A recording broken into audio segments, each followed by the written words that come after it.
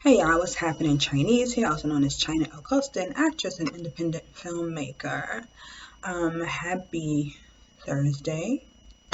So I was looking through YouTube while I was on a train, headed to Harlem, and sometimes I like to look at lipstick videos, and red lipstick videos in particular, right? So I came across this video. It said dark skin, red lips, something like that.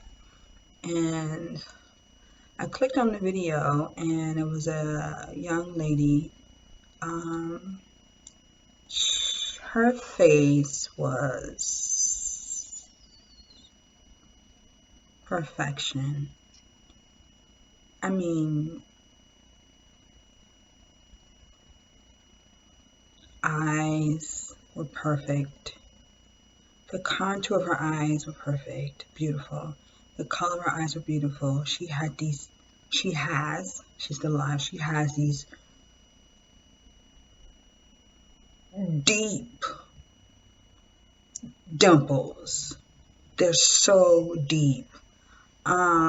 Beautiful teeth, perfect teeth, beautiful full lips, beautiful nose, beautiful dark brown complexion. Her smile was in the next stratosphere of beauty. Sometimes the good Lord bless some people with facial beauty that is extraordinary. I mean, that's what it is, folks. And her facial beauty was magnificent. And her YouTube persona, because I don't know who she is behind off the camera, but her YouTube persona in that particular video was very bubbly.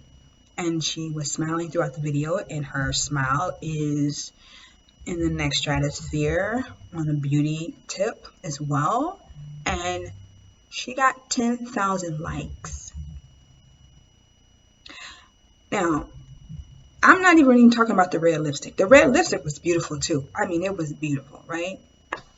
A bluish red. But I was looking at the reaction to her facial external beauty, and people were losing their mind. There's like, I think over 800 something comments. I couldn't read all of them, of course, because I have other things to do in life. But all of the comments I read, they were all the same thing. You're so beautiful. Your face is so perfect. You're so striking and stunning and pretty, and the dimples. And I can't believe God bless you. Like, everybody from all walks of life were commenting on her facial beauty. And I want to tie it in because she was in the UK. She had a British accent. Okay. I saw another beautiful woman, strikingly beautiful woman.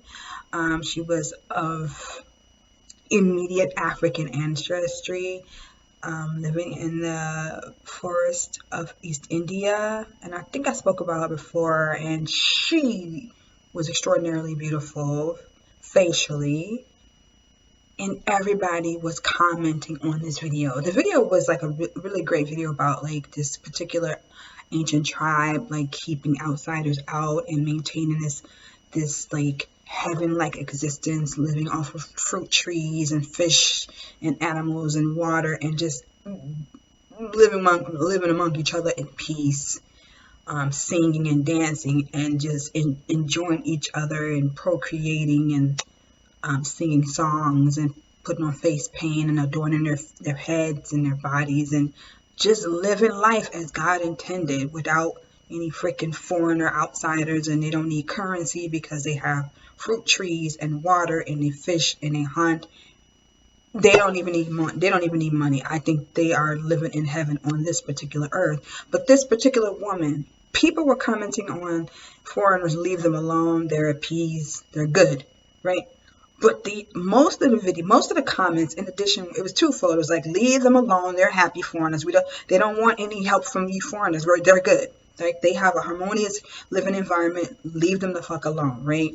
But the other half of the comment was how extraordinarily beautiful, physically, facially beautiful this woman was. She didn't really say much. They like had some shots of her looking at someone in the village doing something, and I was struck by her facial beauty. And people in the comments, again, from all walks of life, were commenting on her facial beauty. And she was a dark brown woman too. And it's so interesting because I was like, I've had discussions with people about, like, I know that there is a colorism happening in the United States, all over the world, exactly, but I'm gonna deal with the United States since I am an ADOS, I'm a Negro, so I'll deal with here. But I know that, in generally speaking, dark skinned women are not represented as love interests. They have not, generally speaking, in film and music videos, television series, as the desired love interest. Generally, they have your exceptions like Florida Evans in Good Times, beautiful dark skinned woman. James Evans loved her, he desired her, he respected her, beautiful. But overall, there is an issue with, like, societally dark-skinned women being seen in a desirable light in media, in film, television, music videos, but I don't want to repeat myself. And some dark-skinned women, according to documentaries I've seen and interviews I've seen, they've wrestled with beholding themselves facially beautiful, they were challenged with seeing themselves as facially beautiful because of their dark skin, because of their dark complexion, because they were either mocked as children. Their dark skin was mocked. I used to be one of those ignorant people mocking people for being dark skinned because I was stupid and ignorant, and I had learned that kind of thinking in my environment, right? But then I awakened and was like, that's dumb shit. Saying things like, oh, she's cute to be dark skinned, he's cute to be dark skinned, when I really meant was, they are cute. She's beautiful, she's pretty, she's cute, he's handsome, he's cute. I didn't need to say dark skin, but I used to say that dumb shit, right? So I'm caramel, as you all can see, and that wasn't my challenge. My challenge was I didn't have long hair. I wanted shoulder length, even more, right? I did a video on that. And now all I want is I don't want long hair. I love my hair close and natural. I love it. It is my signature. I've made it my aesthetic signature. So I've come to embrace it at the tender age of 20 something. Yeah, I came to embrace short hair. Actually, short hair when I was 15, but natural hair in my mid 20s. Okay. So anyway, it's not about me, but I just want to say that because I know I'm not a dark brown woman, so I can't speak on behalf of someone else, right? Because I haven't walked in a dark brown young lady's shoes or woman's shoes or girl's shoes. I don't know. That wasn't my beauty challenge. It was the length of my hair, right? But back to them, it was like, I thought about the woman in that East Indian forest and how, I'm sure if we mentioned, do you feel insecure about your complexion? She would be like, what are you talking about? Now, they didn't speak English as they should because they're not English. They haven't been colonized. They had their own particular language. But there was an East Indian interpreter. But I think if we said, do you feel uneasy about your complexion? Do you not like complexion? They'll probably be like, what? Why wouldn't I like it? Because she hasn't been influenced, right? That she hasn't seen favorable treatment towards somebody, disfavorable treatment towards someone in her complexion, because everybody in her tribe is her complexion. So that's not an issue. But I wish, it's interesting that people from all walks of life, we know on YouTube, were commenting on her facial beauty, along with this other lady who's in Britain. And we have some beautiful dark-skinned women right here in the U.S. too. I just happen to come across their YouTube videos, blah, blah, blah. So it's just interesting. Beauty, facial beauty, and bodily beauty has power. We as human beings, we are transfixed. We love beautiful looking people. We love beautiful cars, beautiful looking homes, beautiful flowers, beautiful landscapes, beautiful architecture, beautiful paintings. Most human beings like what they deem beauty, something that is aesthetically beautiful, externally beautiful. Now we know beauty can also come internally, like your character traits, kind, warm, patient, wise, generous. All those are beautiful traits. Respectful, intelligence. I think kindness and generosity and compassion. Those are, I think, on the hierarchy of internal beauty. When people refer to beautiful traits of a person. And when someone has a particular kind of talent, they're deemed beautiful, or if someone has an interesting way of communicating, that can be considered beautiful. But I'm referring to outwardly beauty, physical beauty, and physical beauty has a power. When women are physically beautiful, without face paint, or aka makeup, or without hair adornment or ear adornment or neck adornment, whether they put on adornments to enhance their physical beauty or not, it has power. It has power with both men and women. We are just enthralled when we see 98% of us human beings are enthralled when we see something. We see a beautiful looking bird, a beautiful dog, a beautiful cat, a beautiful mammal, whatever our eyes deem the whole beauty. We're like, whoa, and it, kind of catches us, and we have to take it in, right? And then you move on with life. Now, when a woman is facially beautiful, she has a beautiful figure, a figure 8, and once they open their mouth, right? Now, I've heard people say, now some people are very I say facially beautiful, but people don't say that, but I say it.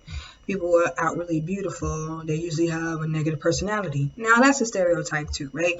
Not everybody who is facially beautiful has a stank attitude, and not everybody who's not facially beautiful has a beautiful attitude. And there's this thinking that if you're not facially beautiful, you're smart, and you have a great personality, and you're kind. That is not always the case. But people who are not deemed, generally speaking, facially beautiful, everybody assigns kindness and intelligence to that person, even before they open their mouths. And a person who is, generally speaking, facially beautiful, people assume that they are not kind, and they're not intelligent, they're not resourceful or wise. And that is not always the case either. So we have these extremes. And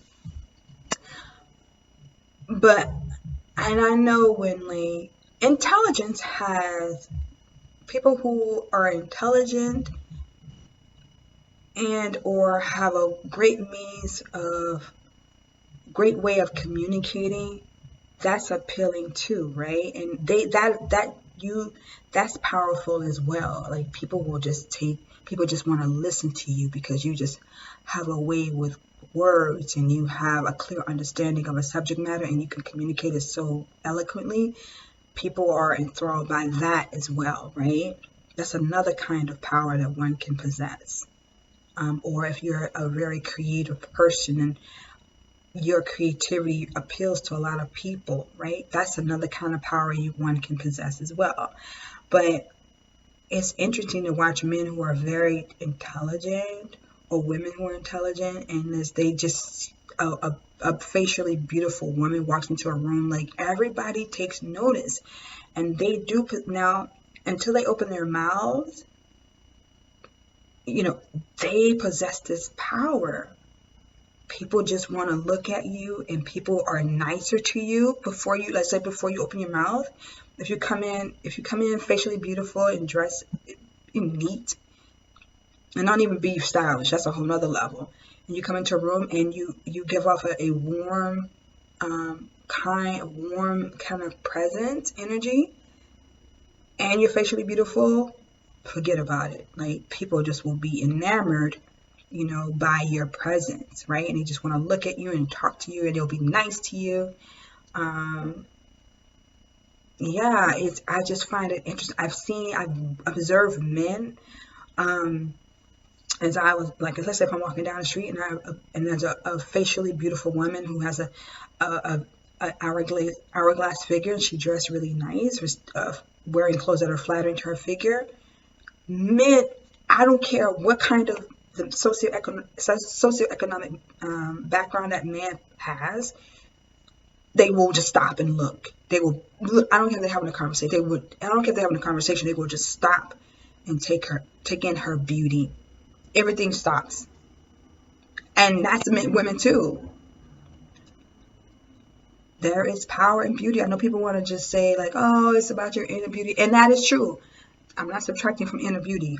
However, before you open your mouth, nobody knows how well you communicate or the understanding you have of any particular subject matters. They just see, it's just, first glance, and the senses of the eyes. It's like, there is a power in that. And I like to just observe people react to a facially beautiful woman.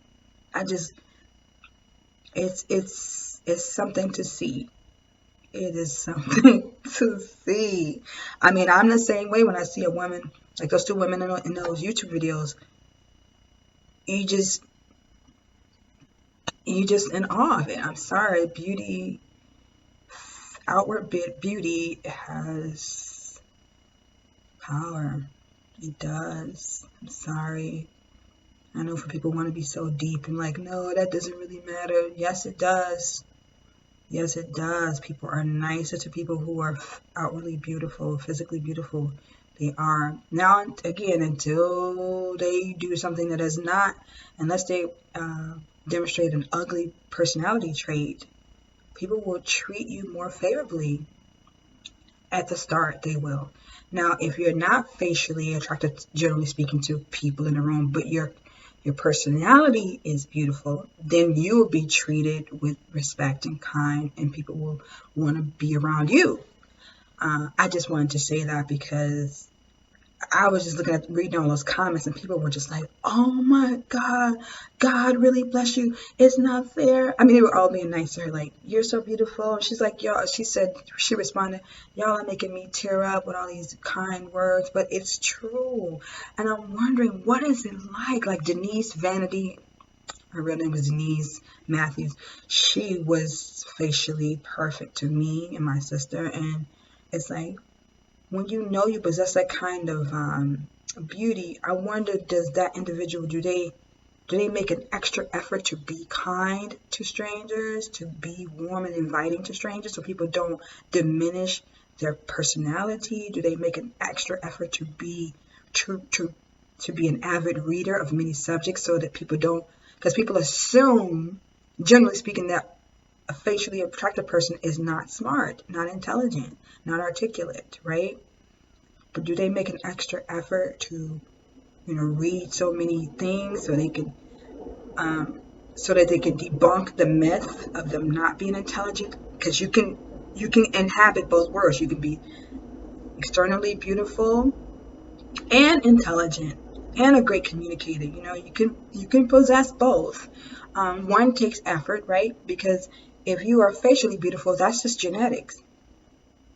You should really, your parents should be shouted out, because the combination of your parents is what made you physically what you look like. Now, intelligence, that is something that comes from reading, that comes from observation, that comes from experience, understanding, all that jazz. But anyway, I just thought I'd share this, my perspective and my reaction to those two ladies, and just people who have, I'm talking about facially extraordinary looking. You know, because there's like levels to physical beauty to me. There's like I have my classification. I have like unattractive, facially unattractive. I have alright. Then there's all right. You can earn an L. There's unattractive, facially unattractive. There's alright with no L. And then there's alright looking. Then there's average looking. Then there's cute.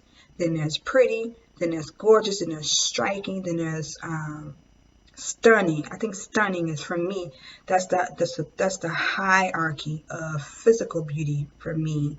Do y'all have a hierarchy? Do y'all categorize physical facial beauty, or is that just me? I got too much time on my hands. Anyway, y'all, this is a long video. Enjoy your Thursday night and take care. Peace. Chinese.